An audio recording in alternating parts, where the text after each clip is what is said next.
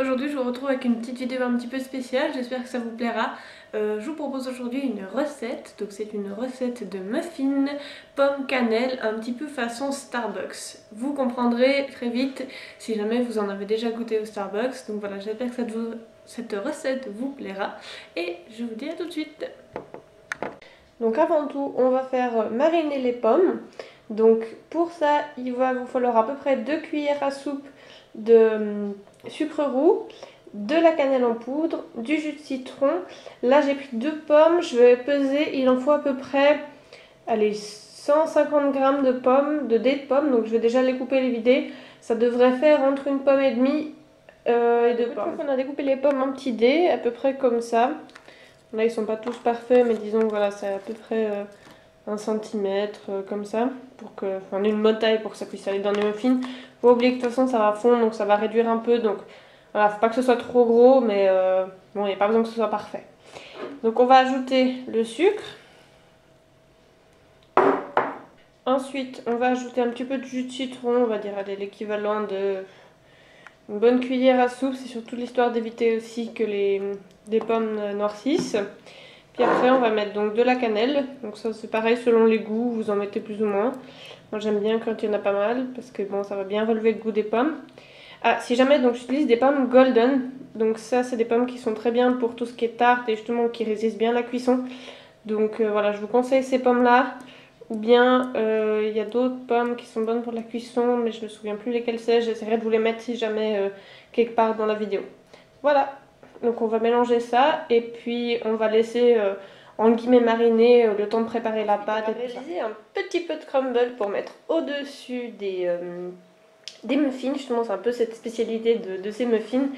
Donc pour ça on va prendre à peu près 60 g de beurre bien froid coupé en petits dés, 60 g de sucre, 60 g de farine. Et si vous aimez ça, un truc qui est très bon, vous pouvez rajouter des noisettes moulues ou bien des amandes moulues, c'est vraiment très très bon. Ça vous en mettez un petit peu au feeling selon la texture du crumble. Donc on va simplement ajouter donc, le sucre et la farine. Et puis on va venir mélanger tout ça avec les doigts jusqu'à ce que ça ait une texture un peu sableuse. Notre superbe robot de cuisine, mais évidemment vous pouvez le faire à la main sans problème avec un fouet, enfin une cuillère en bois sans souci. Moi je profite juste d'avoir ça pour voilà, faire un peu moins de salissure. Donc ici j'ai un attachement crochet pour la pâte, donc je vais ajouter d'abord mes ingrédients secs. Donc j'ai 250 g de farine, un sachet de levure chimique, une pincée de sel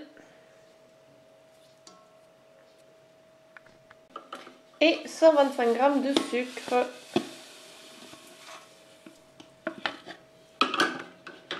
Donc ensuite on va descendre le tout. Et donc ensuite vous mélangez un petit peu tout ça. Voilà, pour mélanger un peu tout ça. Et on va passer aux ingrédients liquides. Pour les ingrédients liquides, vous allez d'abord faire fondre à peu près 60 g de beurre. Parce que oui, pour 18 muffins, il n'y a que 60 g de beurre, c'est une très bonne recette. Donc une fois que votre beurre est fondu, vous allez mélanger avec 25 centilitres de lait, si possible à température ambiante, parce que sinon si vous mettez du beurre chaud dans du lait froid, ça va re-solidifier le beurre et ça va pas être joli. Ensuite vous ajoutez un petit peu d'extrait de vanille, donc on va dire à peu près une cuillère à café. Hop, voilà, moi je le fais au pif comme on dit. Et finalement vous allez ajouter un œuf. Voilà, donc tous vos ingrédients liquides, il n'y a pas besoin de les mélanger plus que ça, ou voilà, parce que de toute façon, enfin en tout cas moi, le robot va tout faire pour moi. Si vous le faites à la main, éventuellement casser un petit peu l'œuf avant, ça peut être pas mal. Voilà, donc on va ajouter notre mixture. Voilà, vous voyez, l'œuf s'est cassé.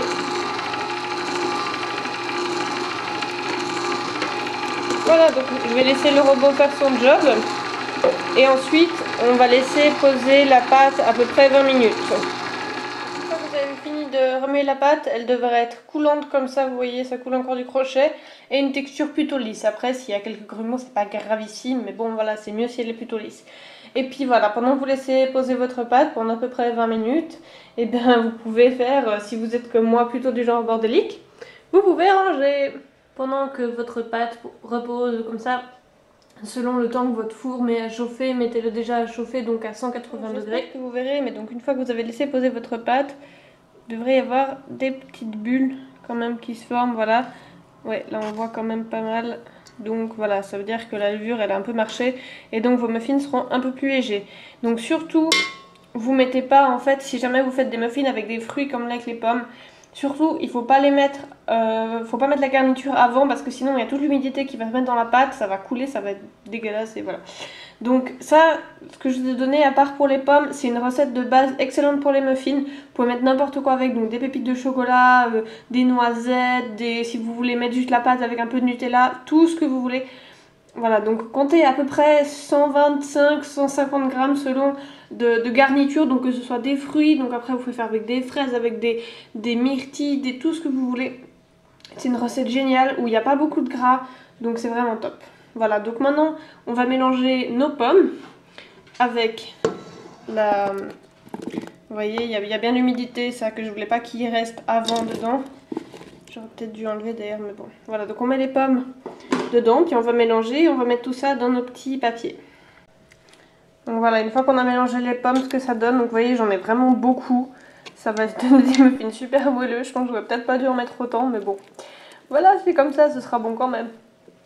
Donc maintenant je vais remplir mes petits papiers, mes petites coupelles comme ça, que je vais mettre dans mon moule à muffins. Donc une fois que vous avez rempli toutes vos petites coupelles à muffins, que vous avez mis dans la plaque, juste si jamais vous n'avez pas de plaque comme ça, il n'y a pas de souci, évitez juste de prendre des coupelles en papier, ou alors vraiment remplissez-les pas trop. Ou alors prenez, si vous en avez, soit des moules comme ça, donc en silicone, ou bien un petit peu en alu, comme ça tiendra mieux, parce que sinon... Pendant la cuisson, en fait, la pâte, elle va juste s'étaler complètement. Vous allez en avoir partout dans le four. Ça va être dégueulasse, ça va être horrible à nettoyer. Donc, je vous le conseille vraiment pas. Là, je me permets de beaucoup les remplir parce que, voilà, ça va gonfler. Ça va donner cette jolie forme de champignon, un peu des gros muffins qui sont chouettes. Et donc, maintenant, on va prendre notre crumble qu'on a laissé reposer au frais. Je ne l'ai pas dit avant, mais c'est important de le laisser reposer au frais. Donc, vous allez en prendre un peu, simplement, et puis mettre ça au-dessus de vos muffins.